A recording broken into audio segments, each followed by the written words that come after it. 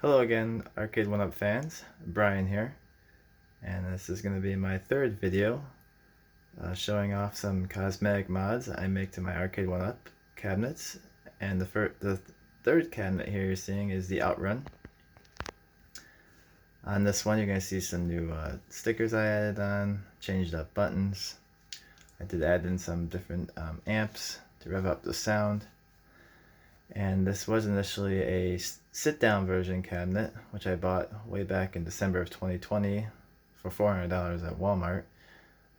And the sit-down was fun, but honestly the sit-down version of this cabinet style is not the original design. The side panels are not the correct version, and I wanted the stand-up version from day one, but I got really impatient and saw that the sit-down was a good deal at $400 and I went for it. So without further ado, I'll make it right in here and show you the changes I've made. And afterwards, I will always put the links down below of where I bought the stuff from. And if you do like this video, please hit that thumbs up and subscribe. So without further ado, let's get going here. Right off the bat, you're going to notice that there is a whole new bezel design on here, which I'll get into very soon. And starting right off here, I did keep the original marquee. Now on camera the marquee looks a little washed out, but when the lights are out, I think this marquee does a pretty good job on its own. It is not the correct Ferrari, so maybe one day I might look into getting Sazbo Arcade's clip-on marquees to have the proper Ferrari design, and with the Sega logo. The Sega logo you're seeing is a decal I bought from Gulf Coast Decals. He tried to make them transparent as much as possible, where you can see it, but there wasn't sort of highlight during with the light on the back of the marquee, but you can see it's still pretty see-through, but it does a really good job anyway from a distance. Unfortunately, it is dark when the marquee is on with the lights out, and it doesn't shine as bright as you can see here, but there's a minor mod. I just haven't wanted to spend more money on it right now to buy a whole new marquee when this does a pretty good job itself. Moving on down here, you're going to see this new bezel design. This is a 3D printed bezel from a man on Etsy, Mark's Mania. He makes a lot of different things, and I came across this. Now, I had planned to make this bezel on my own, and I was in the process of doing it. And at first, before I even thought of the idea of doing the bezel, I add some stickers onto the front top panel that's here, which I'll show in a minute what I originally did. But first, talking about this bezel, the guy from Etsy sells a 3D print file for $15 on Etsy. He does not print them for you, so I got a different guy who printed this out for me, and it came out awesome. I wanted this from day one when this cabinet was announced for the stand-up version. You'll notice that it is in the color gray. Hope you can tell from the light here. There we go. Now, the guy I had this printed out, he actually made it gray for me. I didn't even know he was going to do that. I was prepared to spray paint this a silvery gray color. And he also did a great thing where he made this come in 4 pieces. The 3D print file, it's actually in 8 or 9 pieces where you'd have to glue everything together. But this guy was able to put this all in 4 simple pieces. And I was prepared to glue this whole thing together. But I got a little impatient. I just wanted to get together and see how it looks, because I was waiting like over a year and a half or so to do this mod. I just wanted to get it on there and be over with it. I'll show you how this works. So right now, it's not really set in yet, so I'm just going to pull it out here for you. I'll show you how I honestly have it just attached by duct tape, which works just fine, really. I don't know why I didn't use silver duct tape, but you'll see I just got the 4 corners. This was when I was just testing it out. Gluing just seemed to be more of a work, and I just didn't want to go for it. This little piece here helps keep the bezel sitting up on the flat surface here. Well, it comes out really well. I got it all to line up. I think the 3D print should have had some notches in here so these pieces can connect together like a Lego set or something, but I'll take what I can get. Now, before I even had this bezel, the first mod I made on this was actually adding some stickers here. The stickers, This top piece here, I found a little Outrun logo here from T-Bubble website, and I found the Sega logo from eBay. I cut this all out, stuck it on there, and I was pretty satisfied with this for a while, time being, but I really wanted to have that bezel. But that was my first mod I made, along with the Sega decals that you're going to see also on the side panels. But as this was on here, I was like, I want to get that silver bezel. So I originally started creating one using EVA foam, the stuff that's used on cosplay. And this way here, I had a start of it that I was cutting out, getting the shape. I used some paper to trace to get this to line up properly. At first I was doing it with it down. I didn't do my research well enough where I realized this had to have been angled up, so now it would have been shorter. And I just ran out of time. I was doing other mods of my other arcades, and I kept putting this one off a lot. When I finally got to the cutting of this thing, my blade was a little dull at the time. You can see it's pretty frailed. I had a nice clean cut right here. But I don't know, I was getting there. Plus the whole sides here, I was just having trouble angling it. I was just getting annoyed. I put it off. I put it off for a good year, honestly, until I came across the 3D print file. So that was going to be my first attempt. But I gave up on that. I even bought a second decal of this print, which had the original Outrun sticker here, the Sega logo, so it fits, because my design was covering up the Sega, because you can see this is larger. This I just stuck on a piece of plexi, and this would have worked out pretty well. Again, the cut I did make, I had this fit on pretty good. I had to just make some small adjustments to it, but you can see like the Sega logo was still cut off a little bit. So that's why it got really annoying, and I just kind of stopped. Took a break. But now this piece came in handy. I still keep this extra plexi down here because it raises up the bezel a little bit, because I noticed the bezel was a little low. You'll notice I put black tape around the bezel because I wanted to cover up some of the red, because I thought maybe the bezel would show the red bezel that's here. In the original arcade, you can see that black monitor just on the insides of the gray bezel. So I'm going to put this back on. I'll have to fix this up until I get this. If I decide if I'm going to glue it or just do the duct tape a little better, because honestly, like I said, the duct tape holds up pretty well. This thing is just sitting in here. I don't think you need to go all out gluing the thing all up, and it's not going anywhere. But I'll just set that in there for now. You'll also notice here this decal. Now this decal comes with the 3D print file if you buy it from Etsy. You notice it doesn't fit though. I got it printed out. It's not lining up. It's not flush. I reached out to the guy and he found out that's his fault on his part with the 3D file. So hopefully he adjusted that for anybody that's interested in getting this 3D print file. He's going to send me out the correct sizing. So this I'm just going to have left over. Maybe I can sell it. Somebody wants it for a different mod. And we'll get down to finally complete this whole bezel. Now you can see here that it doesn't cover up the screen too much. Maybe just a little bit of the outer edging it will. I probably could adjust this, moving these over a little bit more. I gotta play around with it, because it's not fully flush on the sides here. There's like a small gap. You can see that there. But it's, again, it does a great job. It looks better, it looks like the original. It's what I wanted. I'm pretty happy with it. Moving on from the bezel, let's go down to the control panel. Now the guy I bought this bezel from also made a whole 3D printed control bezel to go over this. I'm on the fence about it. Of course I want it. I don't know if it's necessary. I think this looks pretty good. And I also changed up the button layout. You can see here, I'll talk about the radio. His 3D version doesn't have for these square buttons, so I don't have to cut that 3D bezel up to make it fit. It probably won't be as big of a deal. But getting to this control panel, from Arcade Graphics, of course I bought the yellow sticker to replace the Arcade1up decal. This is actually my second sticker I bought because I first had the gold one that was from Gulf Coast Decals that came with the Sega stickers. But again, it wasn't the full original design, the yellow. But then I noticed from the original arcade, I got a different one from another guy. There's like a little ring around it, you can see here, which I didn't realize.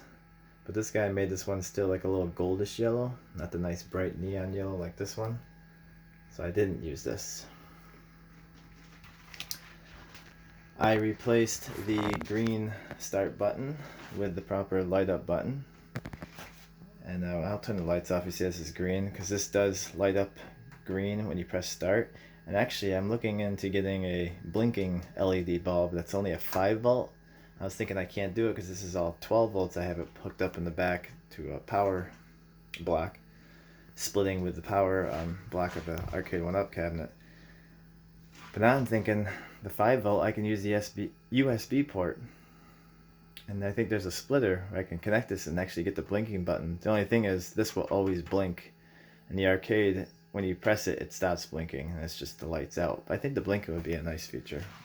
It'll be like a slow blink. One mod I was really proud of here is I went all out fixing up this radio design. Now yes, the original Outrun cabinet does not have this radio. This is part of Outrunners. But I went and looked online how it is, and I actually made these buttons all custom made. I found the proper size squares that I wanted for the square buttons. This is how it looks on the original arcade, the sit down Outrunners. And above it, this actually is a digital screen where the name of the song goes across.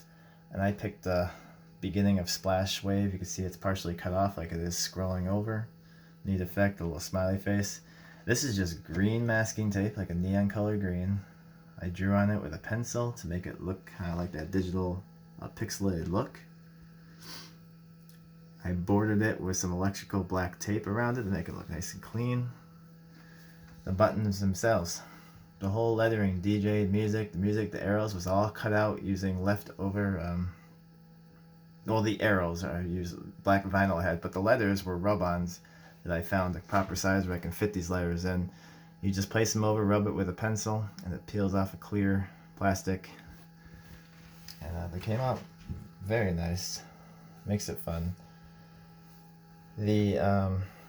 Also I had to find 2 orange LED bulbs from Lighthouse LEDs, because these buttons are originally yellow and 2 orange, just like the buttons were.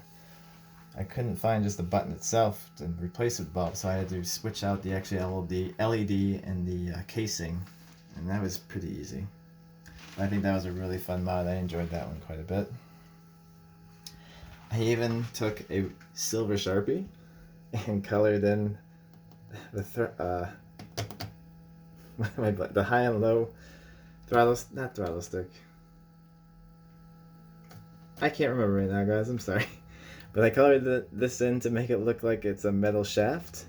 Very simple, easy mod. That was just all black. Just little touches like that to make it look a little more realistic. So that's just all Sharpie colored in there. I had the Walmart version, so I was able to peel off the little yellow stickers coming up the Ferrari logo. That was pretty awesome. And that's on both sides here. And pan back out. That is my control panel mod. There's another thing I did that's behind the control panel, which I'm going to talk about afterwards. Moving down. As I said, this was a sit-down cabinet. I wanted it to be stand-up. So I found a guy that lives near me who was offering making custom risers, so I asked him to make a 15-inch riser, which now I kind of wish I had him do an 18-inch riser, but the 15-inch still looks great. I painted it all black. I did 3 coats. It is black at the bottom, like the original cabinet. That blends in with the side panels.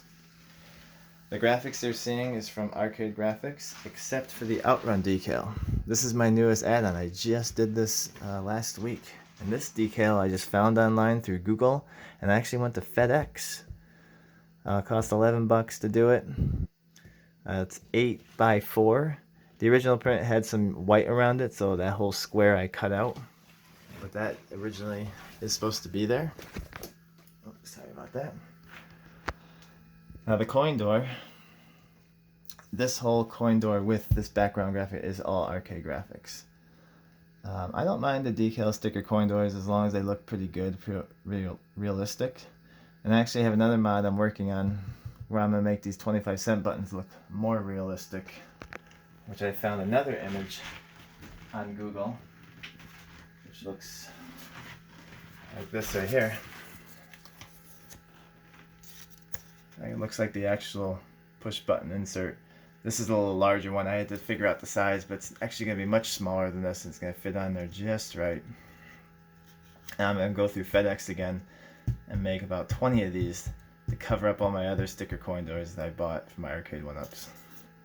And it's just, this just looks cheesy. It just looks fake. But this one's way too large. But the other one I found has a nice border around it like this, and it's going to fit on just right here, where we'll still use the initial border. It's going to look great. Down below I got the riser graphic as well to have it continue to line down, just like the original Arcade. And it's just all stuck on there, all black vinyl, Arcade graphics. Those came out very nice. Pan them back up. Moving over to the side here, also from Golf Course Decals, we needed the Sega logo. That just had to be there. It's not Outrun without the Sega logo. Nice large. He had the best ones. He even had the copyright here, which I was bummed wasn't on the Midway stickers for the T2 cabinets, which he originally posted when he was showing off what he was making, but he took them out, so that wasn't there. But I'm glad they're here. Goes well with it. I lined it up as best I could how originally it's supposed to be.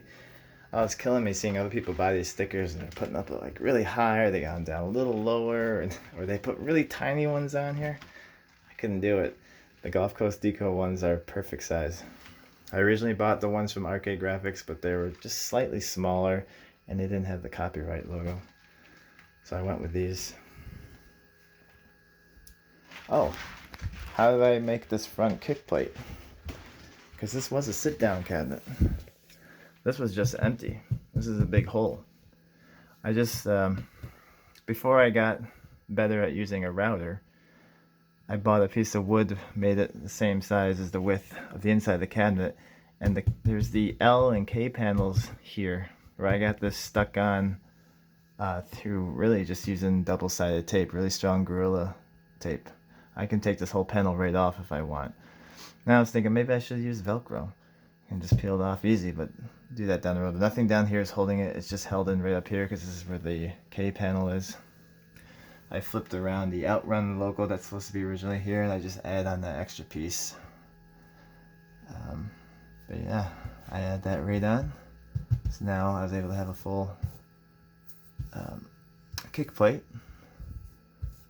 If now with the router that I know that I used on my T2 cabinet, I would have routed out the edges on the inside so I can have the board slide right down in like the original Arcade1up cabinets. So for cosmetic mods, that is about everything I've done to this cabinet. Like I said, I think down the road if I really want to spend another $50 and get the new marquee and take this one off, maybe. I'm pretty satisfied with this for now. I'm going to replace that decal, fix this up, make sure this is all set in a little better. Because I kind of loosened it up taking it out just now. I originally had it taped up, secured in, but I wanted to show you guys what I had underneath. So moving on from cosmetic mods, I thought I'd show you a quick thing I did for the sound improvement. Coming to the back side.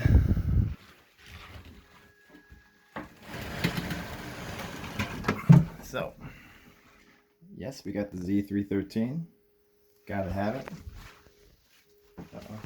I just accidentally unplugged my machine.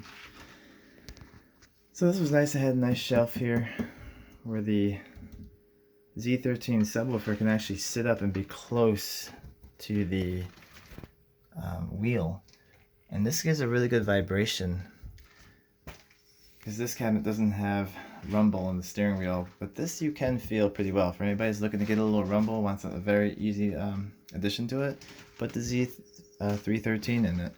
You'll feel it in the steering wheel. It does a pretty good job. When this was a sit-down cab though, I went all out and I put a huge rumble shaker. Oh, I can't see it. You kind of see it there. So, originally this was underneath the seat on the sit-down version, and actually it did a great job. It was very fun. I enjoyed it a lot, especially with the game Outrunners. It worked well. It worked really well with Outrun Turbo. Even like when they jump over the logs and the water, you felt it. So this actually did a really nice job. I highly recommend if you had a sit-down cabinet, put this in there. Make sure you get the wiring correct. I didn't want to give it up, but again, the cosmetic side panels were not correct for the sit-down version. So I wanted to stand up from the beginning.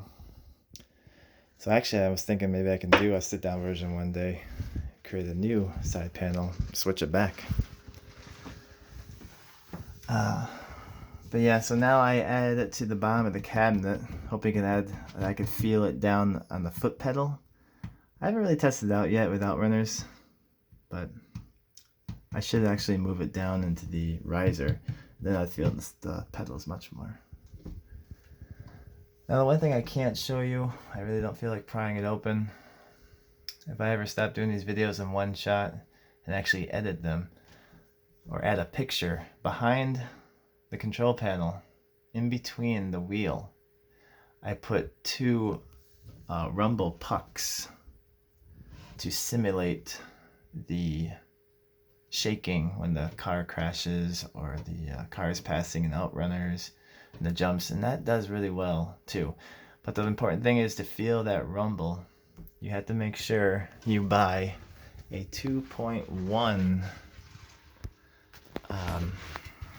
amp. Can't be a 2.0. 2.1 so you can hook up a subwoofer. For this one, my subwoofer is the large bass shaker. So this provides the really large bass, which then gives good sound for the rumble pucks. They're in the back here. You'll see here the wires. I cut 2 holes. These wires are what's connected to it, so they're hiding in there. They fit just right. One's about right here. The other one's here in between the wheel. They screw in nice. I got it up close so I can feel it. A lot of fun.